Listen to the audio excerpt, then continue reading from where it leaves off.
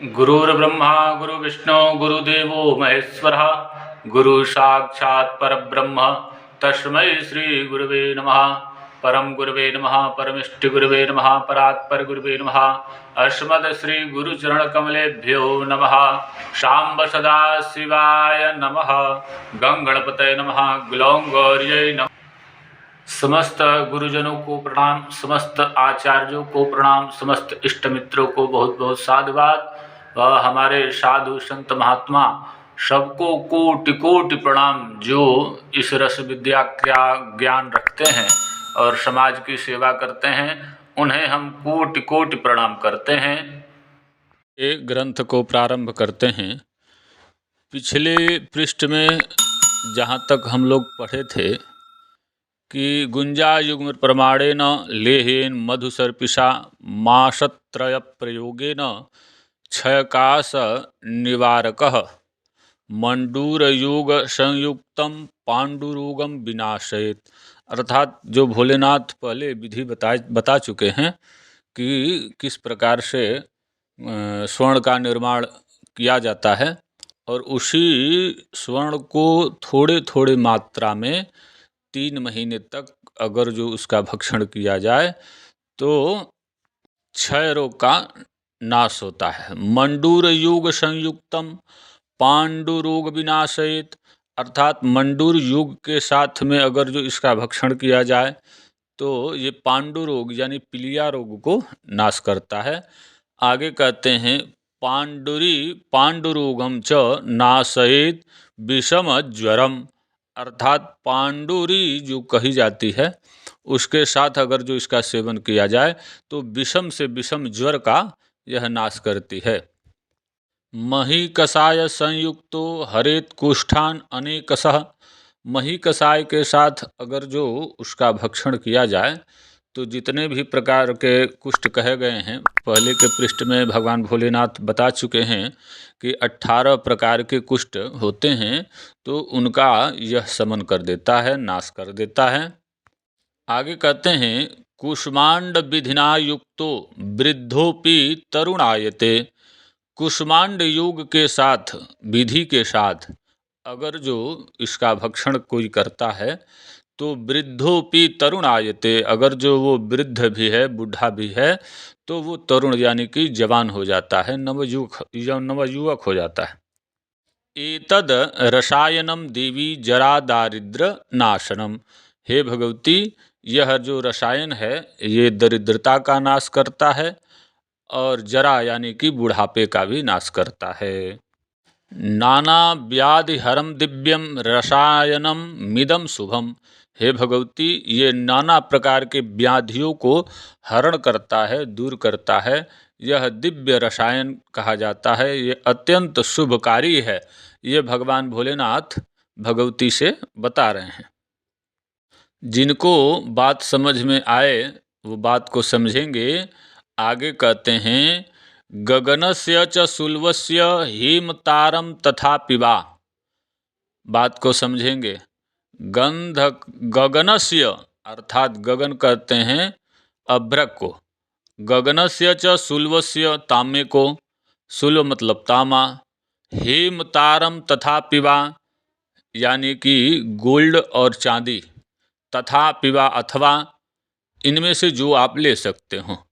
ये गंधकम पारदम वम पिष्ठम कृत्वा कज्जलिकाम शुभाम, इनके साथ में पारद और गंधक की कजली बनाना अत्यंत शुभ है। यहाँ बात समझने की है, जिनको बात समझ में आ जाए वो बात समझ लेंगे। आगे कहते हैं संकोची पीन संभूतो हंति कुष्ठम ही दारुणम, उसी कजली को, उसी से बने हुए पदार्थ को कोई संकोची के रस के साथ खाता है, संभूतो तो हंति कुष्ठम ही दारुणम, 18 प्रकार के जो कुष्ठ बताए गए हैं भगवान भोलेनाथ के द्वारा वो सारे के सारे दूर हो जाते हैं, इसमें कहीं भी संदेह नहीं है। आगे कहते हैं पंचांगम निम्ब संयुक्तो कुष्ठ मौदुबरम जयेत, औदुम्बरम जयेत, अर्थात पंचांग नींब का पौधा होता है, तो पंचांग पूरे पौधे को कहा जाएगा। जड़ से लेके तना पत्ता इत्यादि जो कुछ भी है वो सारा का सारा अगर जो मिला लिया जाए तो पंचांग कहा जाएगा। तो कहते हैं कि इसी के साथ में अगर जो निम्ब का पंचांग मिला लिया जाए, पंचांगम निम्ब संयुक्तो, अर्थात पूरे के पूरे नींब के पौधे को उखाड़ के उसको सुखा के इसके साथ में मिला लिया जाए तो कुष्ठ औदुम्बरम जयेत, अर्थात किसी प्रकार का कोई कुष्ठ हो तो उसमें विजय प्राप्त होता है, इसमें कहीं भी संशय नहीं है।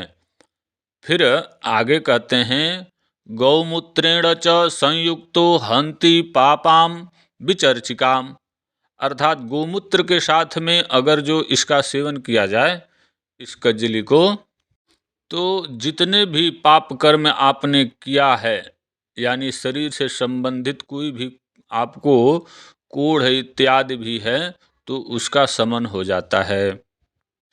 इसी फॉर्मूले को, इसी विधि को हमने और सरल करते हुए पहले के पृष्ठ में, पृष्ठ नहीं कहा जाएगा, एक प्रयोग था जिसको अमृत वर्षा के नाम से हमने उसको डाला है चैनल पे, आप उसको देख सकते हैं। वो वही लगभग ये वही चीज़ है। इसको भी, इसमें भी पारद और गंधक का योग होता है और उसमें भी हमने प्रकृति के माध्यम से पारा यानी कि तुलसी से पारा लिया था और गोमूत्र से हमने गंधक लिया था। तो उसको भी अगर जो कोई खाता है तो वो शरीर यानी कि काया विधि का काम करता है और वही मनुष्य साल भर तक मान के चलें कि अगर जो उसका निरंतर सेवन करता रहता है तो उसी के पेशाब मात्र कर देने से तांबे पे जो तांबा होता है वो गोल्ड में परिणित होता है, इसमें कहीं भी संदेह नहीं है। गौरची रस संयुक्त सर्वज्वर हरपरः, अर्थात गौरची, गुरिच जिसको कहते हैं, अमृता, हमने इसका भी एक शॉर्ट वीडियो बना के अपने चैनल पे डाला हुआ है। तो कहते हैं कि गौरची रस संयुक्त सर्वज्वर हरपरः, अर्थात गिलोय के साथ में, अमृता के साथ में इस कज्जली को मिलाकर अगर जो कोई भक्षण करता है तो सर्वज्वर हरपरः, किसी प्रकार का कोई भी ज्वर है उसका नाश हो जाता है। फिर आगे कहते हैं निर्गुंडी त्रिफलायुक्तम बातम हंति सदामयम, अर्थात निर्गुंडी आप समझ रहे हैं, इसका भी हमने डाला था, पुनः डाल देंगे। तो निर्गुंडी का पौधा होता है, उसके साथ में त्रिफला मिला लिया जाए और इस कजली को मिला लिया जाए संयुक्त, और उसको कोई खाता है तो बातम हंति सदामयम, किसी प्रकार का जो बात है, बात रोग जिसको कहते हैं, वो दूर हो जाता है, उसका शमन हो जाता है। आगे कहते हैं पित्त रोगेषु सर्वेषु लेह्येन मधु सर्पिषा, अर्थात पित्त रोग जिनको होता है उनके लिए मधु के साथ या फिर घी के साथ इसी कजली को, इसी पदार्थ को खाने से उसको, उनको जो है लाभ प्राप्त होता है, इसमें कहीं भी संदेह नहीं है।